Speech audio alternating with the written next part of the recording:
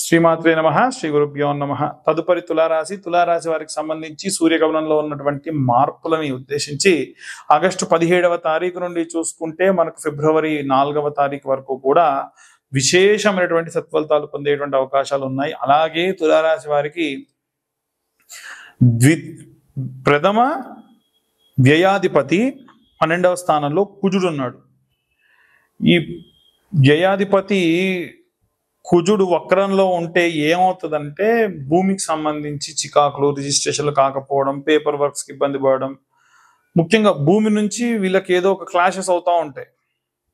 కానీ పర్లేదు, ఉన్నటువంటి బుధాదిత్య యోగంలో మీరు మంచి సత్ఫలితాలు పొంది ఉంటారు కాబట్టి అప్పటి వరకు ఈ ప్రాబ్లమ్స్ అని సాల్వ్ చేసుకోండి. ఈ వీడియో కనుక మీరు చూస్తున్న వాళ్ళు కనుక ఆగస్టు 17వ తారీఖు లోపు చూస్తే ఓకే, దానికి సంబంధించిన పనులన్నీ పూర్తి చేసుకోండి, లేకుంటే ఇబ్బంది ఉంటుంది, చాలా జాగ్రత్త. రెండవది ఏంటంటే ఇప్పుడు మీకు ఈ యొక్క బుధాదిత్య యోగం అనేటువంటిది మళ్ళీ వస్తుంది. ఎప్పుడు 25వ తారీఖు తర్వాతకి సూర్యుడు బుధుడు మళ్ళీ కలుస్తారు. మనం అంతకుముందు బుధాదిత్య యోగం అనేటువంటి వీడియో ఉంది, కాబట్టి దాంట్లో చూసుకోండి. దాంట్లో కొన్ని రెమెడీస్ ఉన్నాయి, దాంట్లో పాటించండి, ఖచ్చితంగా మంచి సత్ఫలితాలు పొందుతారు. ఈ యొక్క తులారాశి వారికి 12వ స్థానంలో కుజుడు ఉన్నాడు. 11వ స్థానంలో అంటే ద్వితీయ లాభాధిపతి సూర్యుడు, బుధుడు, కేతువు ముగ్గురు కలుస్తున్నారు. ఇది కూడా మంచి సత్ఫలితాన్ని పొందొచ్చు. చతుర్గ్రహ యోగం కూడా ఈ యొక్క ఆగస్టు నెలలో కొంతకాలం ఉంటుంది కాబట్టి ఆ సమయం కూడా వీరికి బాగా కలిసి వస్తుంది. మీరు ఏదైతే వ్యాపారం చేస్తున్నారో లేదా ఏదైనా సరే వృత్తిపరంగా పనిచేస్తూ ఉన్నారో, ఉద్యోగం చేస్తున్నారో, ఏదైనా సరే మీ పనిని మీరు ఇన్ టైం క్లోజ్ చేసుకోండి. ఎప్పుడైతే పెండింగ్ పెడుతూ ఉంటారో అది పెద్ద కుప్ప, పెద్ద రాసి అవుతుంది, మీకు ఇంట్రెస్ట్ ఉండదు, పనులు కావు. ఒక రకంగా చెప్పాలనంటే మంచి లైమ్ లైట్ లో ఉండరు. ఎప్పుడైతే మన పనిని మనం ఎప్పటికప్పుడు క్లోజ్ చేస్తామో అప్పుడే మీరు మంచి లైమ్ లైట్ లో ఉంటారు. మీరు తిన్నారా, తినలేదా, మీరు ఎలా ఉన్నారు, మీ ఆరోగ్యం బాగుందా అనేది ఎవ్వరూ పట్టించుకోరండి. వాళ్ళకి కావాల్సింది మీ దగ్గర ఏదో ఉంది విషయం, అది కావాలి, తీసుకొని వెళ్ళిపోవాలి. అది మీరు ఉద్యోగం చేస్తే ఉద్యోగం, వ్యాపారం చేస్తే వ్యాపారం, అన్ని పరంగా. ఇక అన్ని వర్గాల వల్ల ఎలాంటి రెమెడీస్ తీసుకోవాలి, ఎలాంటి మంత్రపఠనం జరగనే విషయాన్ని ఇప్పుడు మనం తెలుసుకుందాం. విద్యార్థులు, గృహిణులు, చేతి వృత్తులు చేసేటువంటి వాళ్ళు, రైతులు, సినీ రాజకీయ రంగాల వాళ్ళు, ఉద్యోగస్తులు, వ్యాపారస్తులు, విదేశాలకు ప్రయాణం చేయాలి అనుకునేటువంటి వారందరూ కూడా ఈ యొక్క సూర్యగమనంలో జరిగినటువంటి మార్పుల వల్ల, అంటే సూర్యుడు ఈ యొక్క బుధాదిత్య యోగం నుండి మారి ఆ యొక్క సూర్యుడు కేతువుతో కలిసి ఉండడము, ఈ బుధుడితోని శుక్రగ్రహం కలవడము, అది కూడా ఆగస్టు 17 నుంచి సెప్టెంబర్ 4 వరకు జరగడం.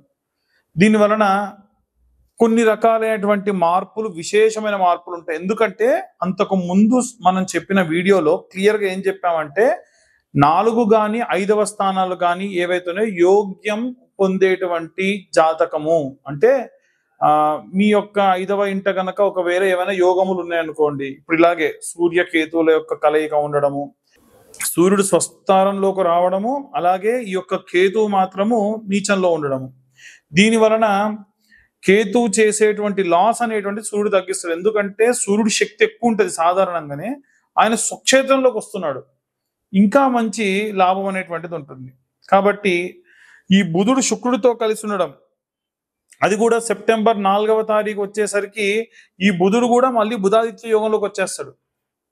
కాబట్టి ఈ పరమైనటువంటి గ్రహ కలయికల వల్ల గోచార రీత్యా కొన్ని రకాలైన మార్పులు ఉంటాయి.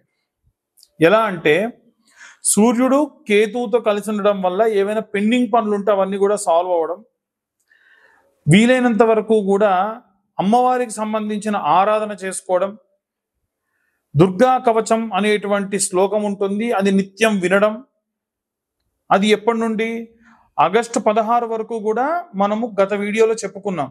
ఆగస్టు 17వ తారీఖు నుండి మనకి ఈ గ్రహ మార్పులు అనేవి ఏర్పడుతున్నాయి. కాబట్టి కంప్లీట్గా కేవలం ఒక్క దుర్గా కవచం నిత్యం చదువుకోవడం చాలా మంచి సత్ఫలితాలను ఇస్తుంది.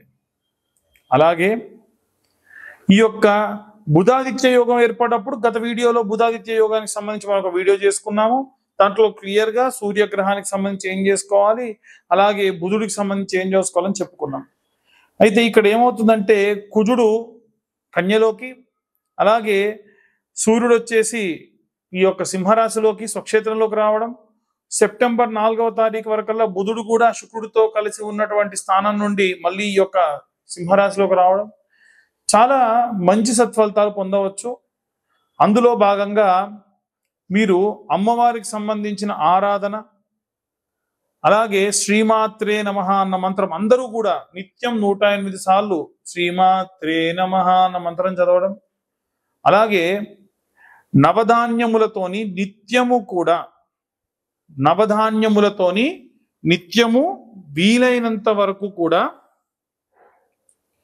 పిరికెడ్ నవధాన్యాలు తీసుకొని మీ ఇంటి బయట లేదా నవగ్రహాల దేవాలయంలో శుక్రాచార్యుడు ముందరుంటాడు. సూర్యుడు ముందర శుక్రాచార్యుడు, ఆయన ముందు ఈ నవధాన్యాలు ఇంతంత ఉప్పు వేసి మనం మొత్తం 8 రకాలైనటువంటి నూనెలను కలుపుకోండి. ముందే ఈ నెల ప్రారంభంలోనే మనకు నువ్వుల నూనె దొరికితే నువ్వుల నూనెలో ఆవ నూనె, అలాగే విప్ప నూనె, అలాగే ఆముదము, ఆవు నెయ్యి, అలాగే కర్పూరం, పచ్చ కర్పూరం కలిపినటువంటి నూనె, అలాగే కొబ్బరి నూనె, అలాగే ఏవైనా సరే గింజల నుంచి ఎక్స్ట్రాక్ట్ చేసినటువంటి పల్లి నూనె కాకుండా ఇంకా ఏవైనా సరే గింజల నుంచి తీసినటువంటి, ఉదాహరణకు సన్ఫ్లవర్ ఆయిల్, అది కూడా వాడచ్చు. ఇవన్నీ కలిపి పెట్టుకోండి.